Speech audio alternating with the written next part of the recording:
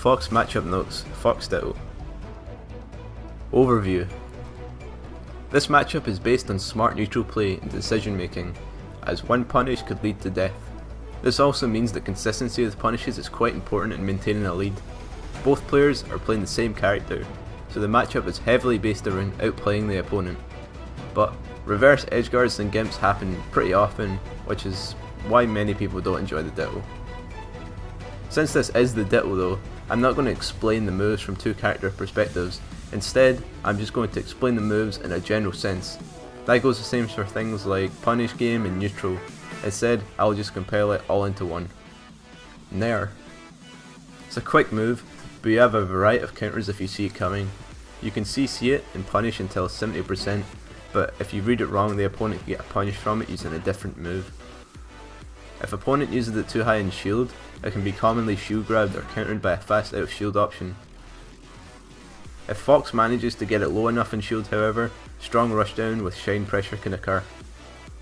It can really beat out almost any move if spaced and timed correctly, but can also be its downfall considering it's so commonly used in many situations.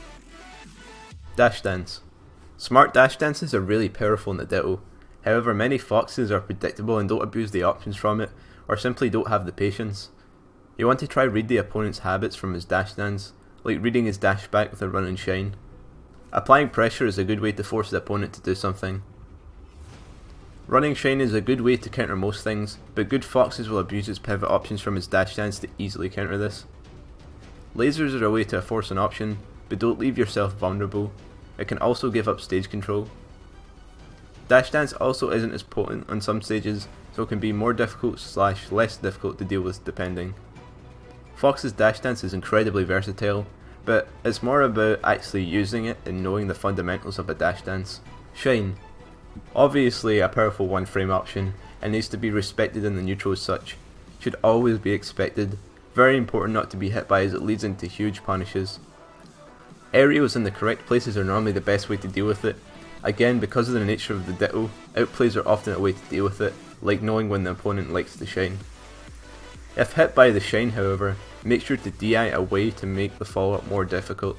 If the opponent is going for a jab reset afterwards on your missed tech, make sure to SDI up. At higher percents when you hold up you'll be actionable, so take note of that. Try to tech the shine in all circumstances though, so this doesn't happen. Running shine is really good as an option to close space, and can always lead to an advantage if played correctly. It can lead to jab resets or tech chase situations. Double shine is a very good option to counter techs and spot dodge attempts. It's also good to use towards the edges of the stage to start an edgeguard situation. Shine is an obvious tool to use off stage as a way to edgeguard Fox. He falls pretty quick so it can be difficult for him to recover. Just keep in mind the Firefox flames as you have to hit in between the flames to secure the kill. Using shine in between attacks is a really great way to create pressure and advantages. The situations are normally very frame tight to deal with and often guaranteed. Down air. It's often used as a counter to CC or for outspacing a move. When CCing, you can SDI the drill away to confirm something off it, or to simply retreat. If the opponent doesn't fast fall the drill, you have plenty of time to counteract all of the various hits and make a punish.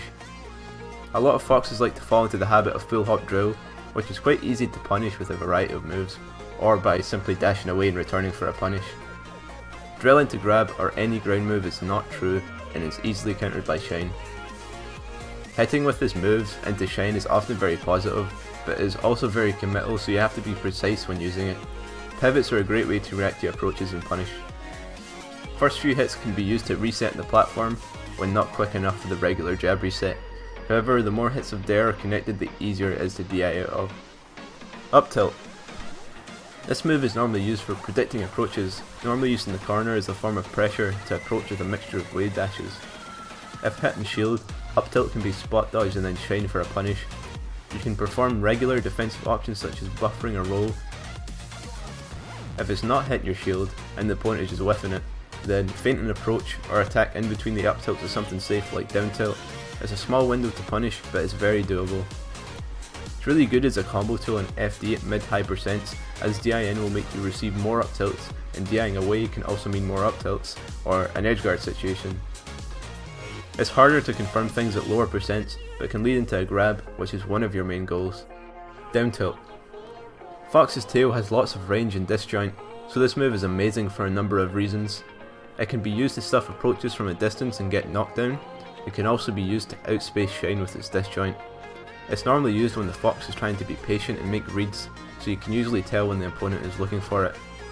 Follow-ups after hitting this move vary, as DI and percent can change whether knockdown occurs or they fly into the air, but is overall still positive. I think this move is a very potent and safe mix-up and should be experimented a lot with in neutral. Grab. Probably Fox's strongest punish in the neutral. The punish is just so flowchart and guaranteed that it will lead to death if you're on point. This is more true in flat stages like FD, but the point still remains true for the most part.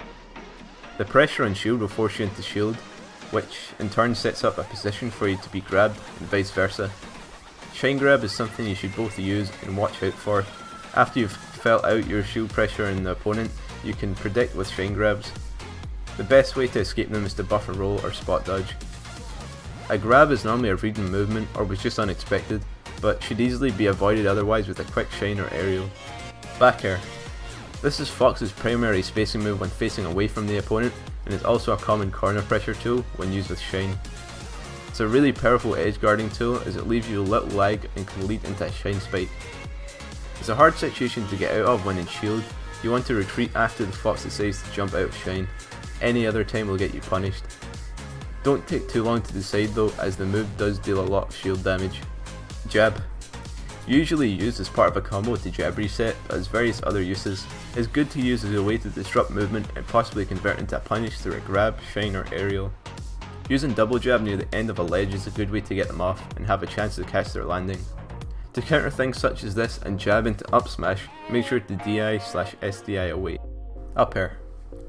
A punish tool which can lead to insane punishes and has some uses in the neutral. It's a good call out to a predictable approach. It's important to DI when hit by up airs because one can often lead to death. Using fast fall first hit up air is also a way to extend a combo in some situations. Stage choice. Again, since this is the Ditto, stage choice will reflect your style as a player rather than a direct counter pick to the character. Battlefield. This stage is considered one of the most neutral in the game. It will often be Strike 2 as a safe pick. If you were to pick this, you should be familiar with the platform follow-ups. It's a great stage to feel out the opponent since it's somewhere in the middle. Dreamland. I think this is good against rushdown heavy foxes or when you feel like you need more space to understand your opponent. It has a combination of space to chain grab and for platform tech chases. I can favour the fox with the better neutral as punishes aren't as brutal because of the size. Final destination. Obviously a great counter pick for those that excel at the chain grab. You have to rely on smart and cautious neutral play more so on this stage because of the skewed punish game. If you're not confident in your chain grab, don't go here. Yoshi's story. Good for the fox that enjoys his close quarters situations and is generally technical and fast. I think if you're playing keep away in this stage, you're doing it wrong. You want to commit to an aggressive style to maintain the advantage. Pokemon Stadium. This is like a strange combination of a few stages. It's a pretty long stage so you can dash dance camp effectively. There are also a few platform follow-ups and blast zones are quite small. Not to mention the transformation which can mean more aggressive or more defensive play depending. I would say it favours the more versatile fox who's good in multiple situations, but it's hard to say because of the ambiguity of the stage. Fountain of Dreams. I barely ever go here because I just prefer the other stages so much more, but I think this stage has counter picking potential. It's small like Yoshi's, but doesn't punish you as much with the low ceiling. I think it best suits the aggressive fox, but who isn't always going to be charging in. Like the top platform can be used to stay away in this stage in comparison to Yoshi's. If a player is familiar in this stage, it can mean a big advantage as it's uncommon to counter pick here. Thanks so much for watching guys. If you enjoyed this video, please leave a like and give me some suggestions in the comments. I want to hear some advice from you guys how I can make this even better. I tried to implement some advice from last time, so hopefully you enjoyed that part of the video. And lastly, to support me, make sure you subscribe to my channel and share my video about. Peace out guys.